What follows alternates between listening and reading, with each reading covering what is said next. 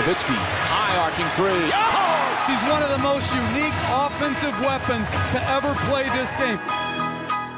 Beautiful move from Porzingis.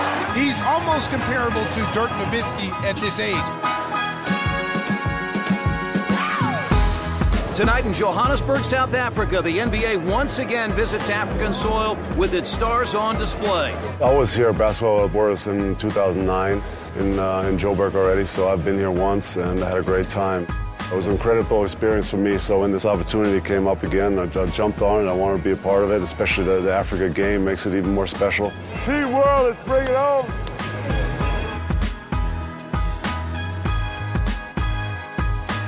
That's what we do, Coach. That's what we do. I knew he was going to be here, so I had to use the opportunity to talk to him, ask him questions, whatever's on my mind, and I'm going to keep bothering him. It was just a shooting competition, really, in which I beat Dirk pretty badly. More often than not. No.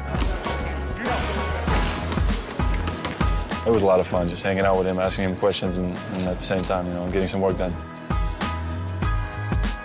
I always wanted to get to know him more, coming over from Europe, I know first couple of years are hard, and I gave him my number a few years ago and I said, hey, if there's anything ever you need or questions, I'm more than happy to help you out. And during the season, it's usually in and out, you don't see each other much, and being around some of the young guys, some of the great young talent we have now in the league and getting to know them a little bit, so it's also fun for me. The future Hall of Famer against the rookie who has idolized the future Hall of Famer. This will be their first meeting. I was lost, man. I watched that game recently. I don't know what I was thinking. I left him open so many times, especially early in the game. He shook his hand, he made him smile, and now he's going right at him. He's good at just walking around like nothing's happening. I'm relaxed too, looking around, and then boom, there's a screen for him. A three or whatever. Those are the most painful ones. It was a really good game. I think they were beating us the whole game. And then we kind of came back at the end. And Porzingis certainly holding his own offensively. It was too big of a difference to win that game, and obviously, he had a great game. He really broke the barrier of 7-footers to shoot outside jumpers and be the stretch shooters. Well, I think there were some guys that paved the way for me. We had Europeans like Detlef Schrempf, like Kukoc, and all these were mobile fours that could put the ball on the floor and shoot the ball. So I wouldn't say I was the first one, but definitely I came in at the right time where the league was changing. I think when I first got in the league, it was a lot of one-on-ones, a lot of post-ups. The fours were all big and posting up, and they changed the rule. They put in the zone. Everything opened up more. That was perfect for me. Dirk Nowitzki really has changed the game in so many ways. Back then, I had a coach named Don Nelson. His system was great for me. He wanted me to shoot. He wanted me to spread the floor. So I got lucky with a great coach and a great system my first couple of years to really thrive in that. Durant called Kristaps Porzingis a unicorn because he's rare in the NBA, a man his size with that type of skill. He's a little longer and a little better defender and a little more mobile than I ever was, and a little more athletic, but definitely the shooting stroke he's got. He shoots it easy from deep. He shoots it well off the bounce. He can move, he can drive. So, I mean, he's the whole package. So he's going to be a scoring weapon for a long, long time in this league. He's a guy that can shoot the three. He can post up. He can pass. He's going to be a really good player in the league. Already is. As Dirk said, just open the floor, which is so important in today's basketball to get to the paint. And then, whether it's a layup or a three, stretch five, maybe that's a new position. I don't know, but I had those abilities. I could shoot from outside. I could dribble the ball a little bit. And then as I kept growing, it was just really natural for me to play from the perimeter.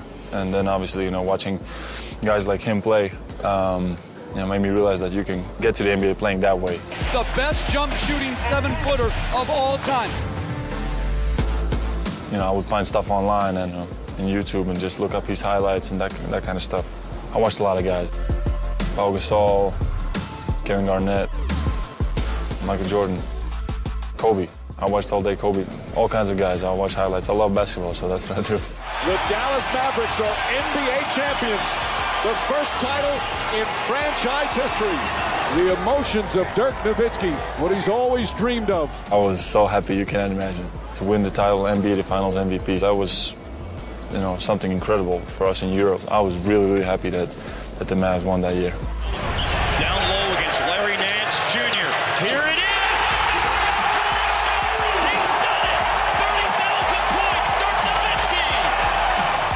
30,000 points.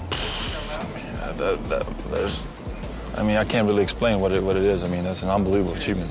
To get 30K, that's a lot of points. But obviously, you know, I set no limits for myself. I would love to get there one day. That takes a lot of years and a lot of games. So I'm happy to see him still playing in the league and still scoring the ball and still, you know, doing his things. He has been a member of the Mavericks since the very beginning of his NBA career, and he's still here as the face of this franchise. Well, yeah, I didn't know what to expect, obviously, back in the days when I got there. You know, everything was hard. When Mark Cuban bought the team, you know, we kind of became close friends, and he became a mentor and a supporter of mine, and he always had my back on and off the court. So just been a great relationship with Mark, with the franchise, and also with the fans there. So it was easy for me to always stay and call it home, and it's my new home, and we'll probably stay there after I'm done as well. That's what I envision myself doing. I would love to stay in New York my whole career and win a championship there, definitely.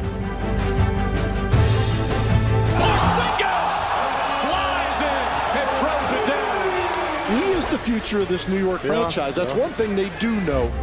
I think he's way ahead of me. He was already way better his rookie year than I was my first two, probably. And he'll be a matchup nightmare for all the teams, and I'll be rooting for him. Just thank him for everything he has done for the game and for us Europeans. Me coming into the league, they always compare you to the best version you can be and then the worst. 90% of the people thought I was going to be you know, a bust or whatever. Well, the Knicks fans booed him when he was drafted, but he's turned those boos into cheers. He is a phenomenal player. When I started playing, and it kind of turned around, and then maybe I can be like Dirk one day. You know, I always try to keep improving. You know, I think that's a major thing. I always see myself as a student of the game and trying to get better and add new stuff every summer. And that's what I would try to say to him. But I already know he's going to do that. He's probably the ceiling right now for European players, what we have achieved, and I would love to follow his footsteps and maybe even go past that. Duncan Deutschman or the Unicorn? Who's got the better nickname? Oh, I like the Unicorn. I really do. I like the Unicorn. The Deutschman is terrible.